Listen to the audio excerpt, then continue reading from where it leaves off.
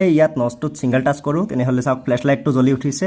আকৌ এবাৰ টাচ কৰি দিছোঁ, ফ্লেছ লাইটটো অফ হৈ গৈছে। কোনোবাই আপোনাক হোৱাটছএপত মেছেজ দি ডিলিট কৰি দিছে আৰু আপুনি চাব পৰা নাই। সকলোবোৰ কথা শিকাম আপোনাক, আপুনি মাধ্যমক ফ'ল' কৰি লওক।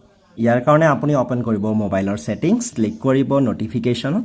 2 নম্বৰ অপশ্যন আছে নটিফিকেশ্যন হিষ্ট্ৰী, আৰু ইয়াৰ পিছত এইটো টগলটো অন কৰি দিব নটিফিকেশ্যন হিষ্ট্ৰীটো। নটিফিকেশ্যন হিষ্ট্ৰীটো অন কৰি থ'লে কোনোবাই আপোনাক মেছেজ কৰি ডিলিট কৰি দিলেও আপুনি মেছেজটো চাব পাৰিব। এইবাৰ জনাবলৈ লৈছোঁ এটা এপৰ বিষয়ে। অ'পেন কৰিব মোবাইলৰ প্লে ষ্ট'ৰ অ'পেন কৰাৰ পিছত আপুনি চাৰ্চ কৰিব একশ্যন নচ, আৰু এইটো এপ দেখা পাব, আৰু এপটো আপুনি ইনষ্টল কৰি অ'পেন কৰি ল'ব। এপটো অ'পেন কৰাৰ পিছত এনেকুৱা ইণ্টাৰফেচ দেখা পাব। ইয়াতে আপুনি ছিংগল টাচত কি কাম কৰিব বিচাৰিছে, মই টগল ফ্লেছ লাইট দিছোঁ। আপুনি এনেকৈ ডাবল টাচত কি কৰিব বিচাৰিছে এনেকৈ কাষ্টমাইজ কৰি ল'ব পাৰিব। ইয়াত নচটোত ছিংগল টাচ কৰোঁ তেনেহ'লে চাওক ফ্লেছ লাইটটো জ্বলি উঠিছে।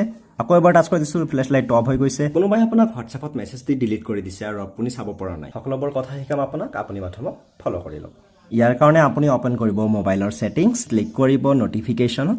2 নম্বৰ অপশ্যন আছে নটিফিকেশ্যন হিষ্ট্ৰী, আৰু ইয়াৰ পিছত এইটো টগলটো অন কৰি দিব নটিফিকেশ্যন হিষ্ট্ৰীটো। নটিফিকেশ্যন হিষ্ট্ৰীটো অন কৰি থ'লে কোনোবাই আপোনাক মেছেজ কৰি ডিলিট কৰি দিলেও আপুনি মেছেজটো চাব পাৰিব।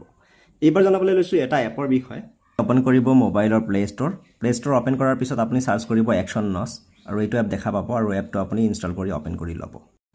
এপটো অ'পেন কৰাৰ পিছত এনেকুৱা ইণ্টাৰফেচ দেখা পাব। ইয়াতে আপুনি ছিংগল টাচত কি কাম কৰিব বিচাৰিছে, মই টগল ফ্লেছ লাইট দিছোঁ। আপুনি এনেকৈ ডাবল টাচত কি কৰিব বিচাৰিছে এনেকৈ কাষ্টমাইজ কৰি ল'ব পাৰিব।